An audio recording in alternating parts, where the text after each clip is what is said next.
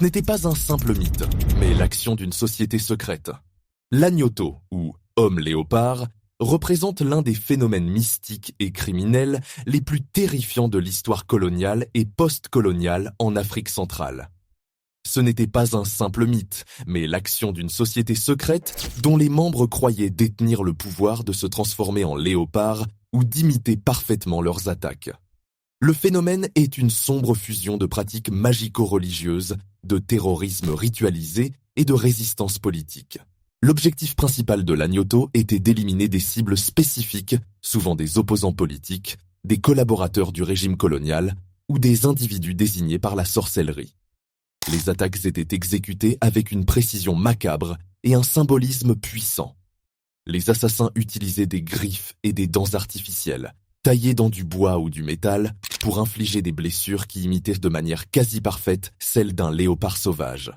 Ils visaient des parties spécifiques du corps, la gorge, le cou, le crâne, pour des raisons rituelles, et le corps de la victime était souvent mutilé ou partiellement dévoré pour renforcer l'illusion et le rituel. La croyance mystique entourant l'Agnoto était double.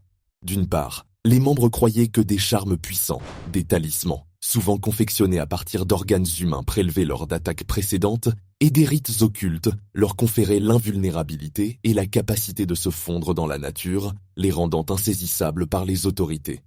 D'autre part, la peur qu'ils inspiraient était une arme psychologique massive.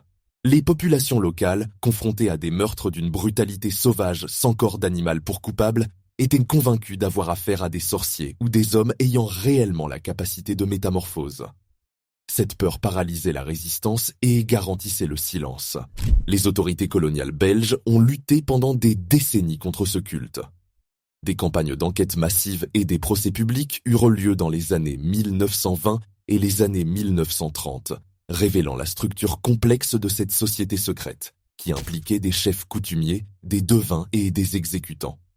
Des centaines d'individus ont été exécutés ou emprisonnés pour leur participation au meurtre.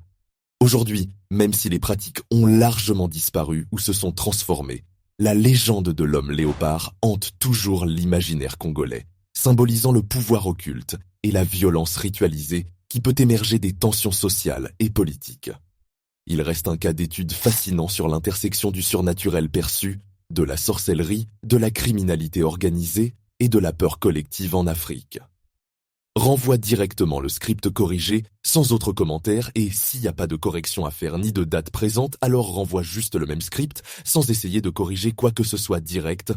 Important, ne change surtout pas le script, juste corrige les dates en lettres si elles sont présentes.